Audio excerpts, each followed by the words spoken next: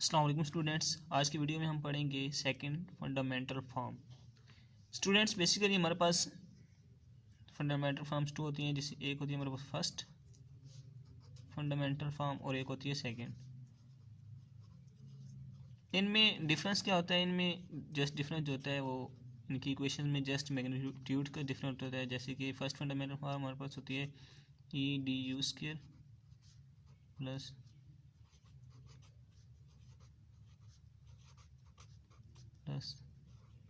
G/dv²। Second हमारे पास क्या होती है L/du² plus 2m/du/dv plus n/dv²।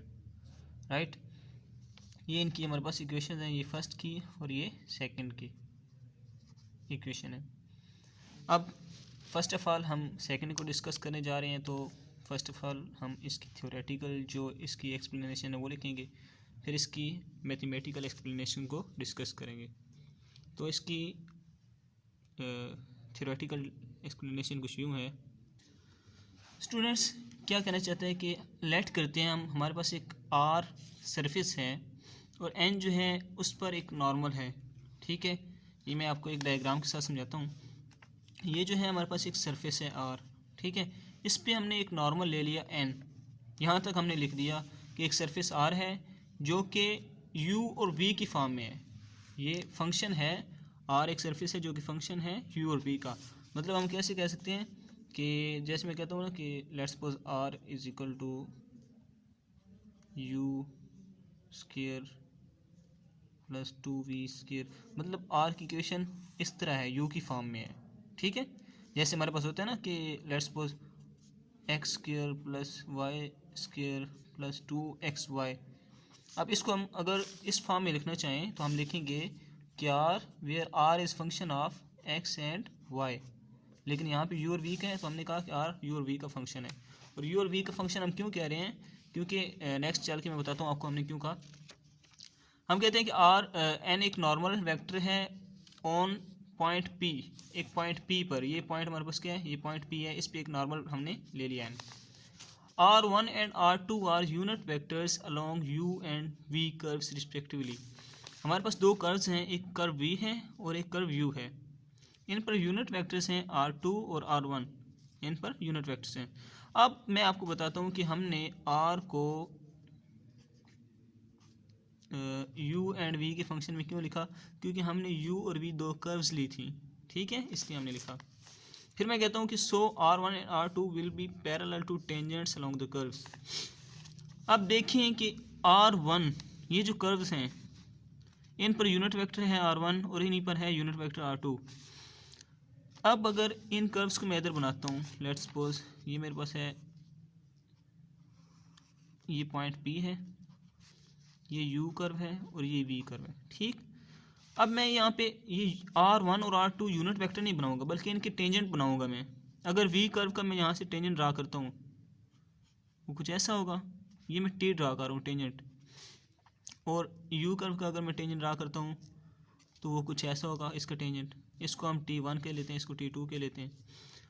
अब जो T1 है और T2, इधर R1 और R2 देखें इनकी डायरेक्शन बिल्कुल सेम है। R1 भी इसी डायरेक्शन में है बिल्कुल हमने जो ड्रा किया, और R2 बिल्कुल इसी डायरेक्शन में है हमारे पास।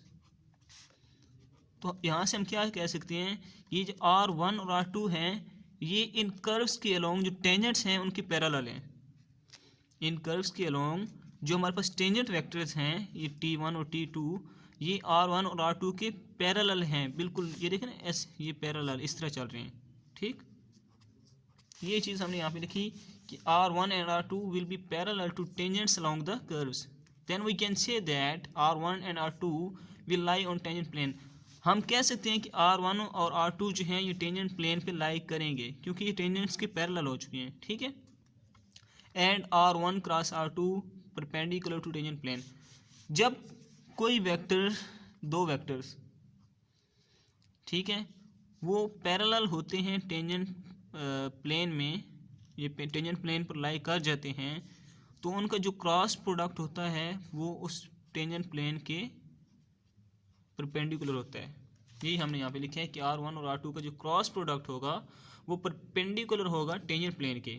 अब यहाँ से एक और बात हम कहते हैं, ये बात इधर ही हम रखते हैं, जो नॉर्मल वेक्टर होता है, नॉर्मल वेक्टर n, जब हम ड्रा करते हैं ना, ये हमारे पास एक लेट्स सपोज कर्व है, ये कर्व है, इसका मैंने टेंजेंट ड्रा किया ये वाला, ठीक है। कर्व को मैं ब्लैक करता हूँ, इस कर्व पे मैंने एक टेंजेंट ड्रा किया, लेट्स सपोज ये t है, और यहाँ पे मैं इसी कर्व पे एक नॉर्मल ड्रा करता हूँ n, ठीक, और यहाँ पे इसका होता है बाई नॉर्मल। अब जो नॉर्मल और टेंजेंट होते हैं ना, ये ऑलवेज परपेंडिकुलर होते हैं आपस में, ये आपस में परपेंडिकुलर, ये आपस में परपेंडिकुलर। तो बताने का मकसद ये है कि ये जो नॉर्मल है ये टेंजेंट के परपेंडिकुलर होते हैं, नॉर्मल टेंजेंट के परपेंडिकुलर होते हैं, टेंजेंट के, ठीक है। अब नॉर्मल टेंजेंट के परपेंडिकुलर होते हैं, और R1 क्रॉस R2 जो है ये टेंजेंट प्लेन के परपेंडिकुलर होता है। तो यहाँ से हम n की एक डेरिवेशन लिख सकते हैं, जिसको हम कुछ इस तरह से लिखेंगे कि n is equal to R1 cross, यहाँ पे cross R2 divide by R1 cross R2 magnitude. और ये जो मैग्नीट्यूड हमारे पास होता है R1 क्रॉस R2, इसको हम कहते हैं h की इक्वल। तो इसको मज़ीद हम लिख सकते हैं R1 cross R2 divided by h, right. अब हम उसकी सेकंड फंडामेंटल फॉर्म की मैथमेटिकल एक्सप्लेनेशन की तरफ चल रहे हैं। तो इसकी मैथमेटिकल एक्सप्लेनेशन मैं यहाँ पे लिख देता हूँ। ये हमारे पास उसकी होती है इक्वेशन, सेकंड फंडामेंटल फॉर्म की इक्वेशन। इसमें L, M और N जो होते हैं ये इसके मैग्नीट्यूड होते हैं। इनकी हमारे पास कोई वैल्यूज़ होती हैं, वो वैल्यूज़ क्या होती हैं? ये जो L होता है ये हमारे पास n वेक्टर और 1 1 n कैप डॉट और 1 1 होता है। M हमारे पास होता है n कैप डॉट और 1 2 या 2 1, 1 2 या 2 1 हम लिख सकते हैं, इसको कोई इशू नहीं। ये होता है n कैप डॉट और 2 2, राइट। ये हमारे पास इनकी मैग्नीट्यूड्स की जो वैल्यूज़ होती हैं। अब हमारे पास यहाँ पे ये क्या होता है R1 1 R1 2 R2 2। ये हमारे पास बेसिकली स्टूडेंट्स क्या होता है कि जब हम R का पार्शियल डेरिवेटिव लेते हैं U की रिस्पेक्ट से, ये हमारे पास इक्वल टू आता है R1 के, और जब हम R का पार्शियल डेरिवेटिव लेते हैं V की रिस्पेक्ट से तो हमारे पास R2 आता है, ठीक है। R1 कब आता है? जब U की रिस्पेक्ट से लेते हैं पार्शियल डेरिवेटिव, जब V की रिस्पेक्ट से लेते हैं तो R2 आ जाता है। और R1 1 कब आता है? जब इसका अगेन डेरिवेटिव लेते हैं U की रिस्पेक्ट से, मतलब पार्शियल स्क्वायर R और partial U square is equal to R1 1। और इसका जब अगेन डेरिवेटिव लेते हैं V की रिस्पेक्ट से तो हमारे पास R2 2 आ जाता है। अब रहेगी बात R1 2 की। तो R1 2 कब आता है? R1 2 हमारे पास तब आता है जब हम पार्शियल डेरिवेटिव लेते हैं U एंड V का। U जब हम U की रिस्पेक्ट से लेते हैं तो R1 हो जाता है, यही है ना, यहाँ पे हमने पढ़ा है। जब U की रिस्पेक्ट से लेते हैं तो R1 हो जाता है, और जब V की रिस्पेक्ट से लेते हैं तो R2 हो जाता है। तो यहाँ पे U और V दोनों की रिस्पेक्ट से लिए हमने पहले U की रिस्पेक्ट से 1, फिर V की रिस्पेक्ट से 2। अगर आप यहाँ पे पार्शियल V पहले लिख देते हैं और पार्शियल U बाद में लिख देते हैं तो आप R2 1 लिखेंगे, ठीक है। यहाँ तक आई होप सो की बात क्लियर होगी। अब नेक्स्ट हम चलते हैं, हमने एक रिलेशन पढ़ा था फर्स्ट फंडामेंटल फॉर्म में, वो क्या था हमारे पास? H square is equal to e g minus f square. ये हमने फर्स्ट फंडामेंटल फॉर्म में पढ़ा है रिलेशन। और फर्स्ट फंडामेंटल फॉर्म मैं इधर लिख रहा हूँ क्योंकि हमने कंपेयर करना है। तो ई उधर ई होता है, यहाँ पे एफ होता है और यहाँ पे जी होता है, ठीक। अब हमने रिलेशन को कंपेयर करना है। फर्स्ट फंडामेंटल फॉर्म में हमारे पास एच होता है, सेकंड में हमारे पास टी होता है, बस इतना फ़र्क है। इज इक्वल टू, अब यहाँ पे ई है फर्स्ट फंडामेंटल फॉर्म में, ई की जगह पे हमने क्या लगाना है? एल लगाना है, एल। और जी की जगह पे हमने लगाना है एन, एन माइनस एफ की जगह पे एम लगाना है तो एम स्क्वायर। ये हमारे पास रिलेशन बन गया सेकंड फंडामेंटल फॉर्म के लिए, ठीक है।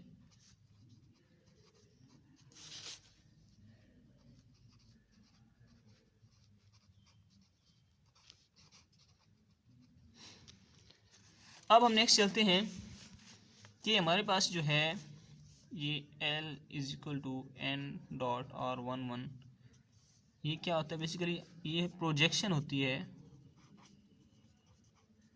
Projection of R11 on N, यानी कि ये जो हमारे पास वेक्टर है ये प्रोजेक्शन बना रहा है इस पर, ठीक है, सेम एज इट इज़।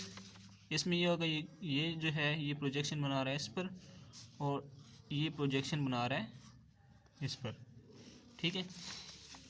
अब हमारे पास कुछ अल्टरनेट मेथड भी हैं LMN के लिए। हम लिखते हैं कि अल्टरनेट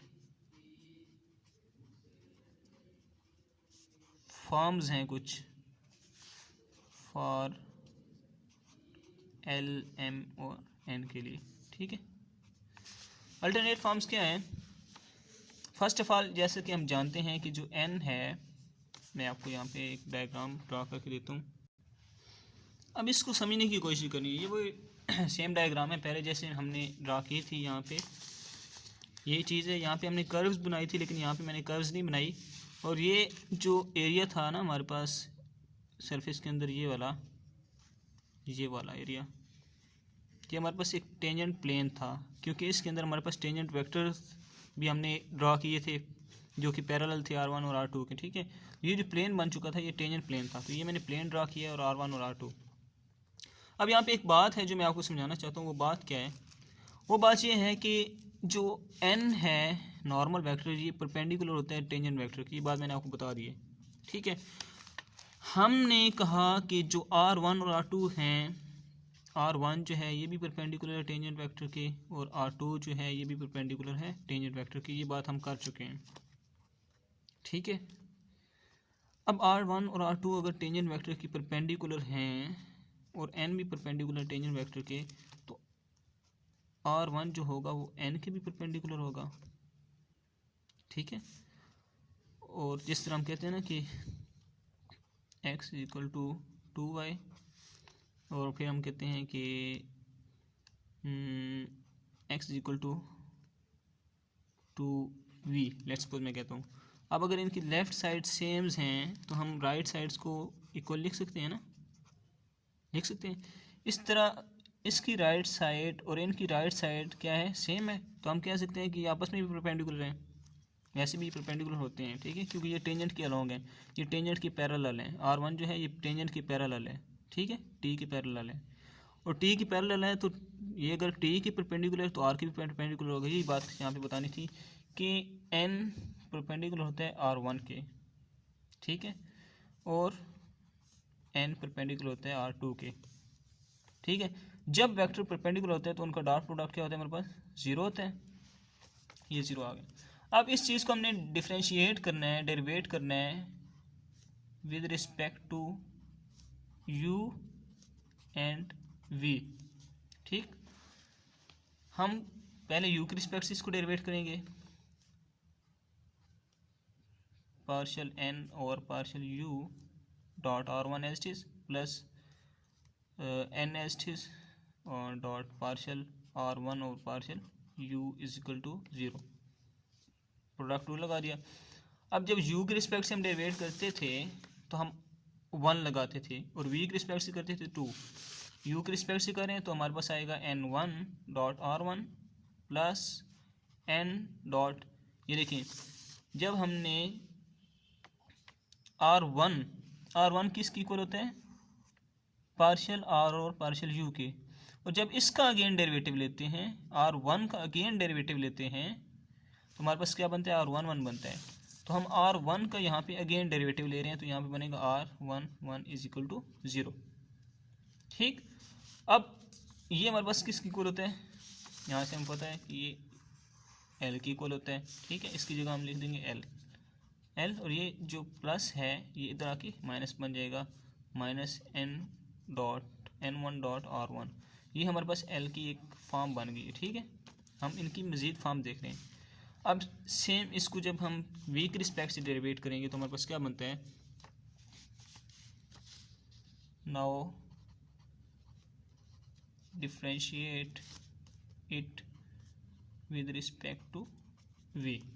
ठीक, v के रिस्पेक्ट से करेंगे तो हमारे पास बनेगा यहाँ पे डायरेक्ट मैं लिख रहा हूँ, आप यहाँ पे n2 बन जाएगा dot r1 plus n dot r12 is equal to 0।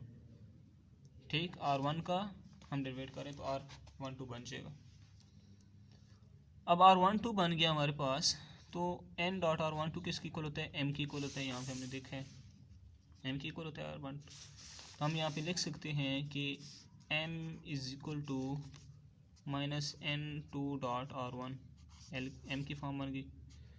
Same as it is आपने क्या करना है, इस n को u और v की रिस्पेक्ट से डेरिवेट कर लेना है। पहले हम लिखेंगे n dot r2 is equal to 0, फिर इसको u की रिस्पेक्ट से और फिर v की रिस्पेक्ट से आप डिफरेंशिएट कर लेंगे, आपके पास फॉर्म्स आ जाएंगी। होप सो कि आपको इस टॉपिक की समझ आ चुकी होगी। फिर भी आपको अगर कोई क्यूरी, कोई प्रॉब्लम फेस करनी पड़ती है तो आप कमेंट बॉक्स में मुझे SMS करके पूछ सकते हैं। अल्लाह हाफिज़।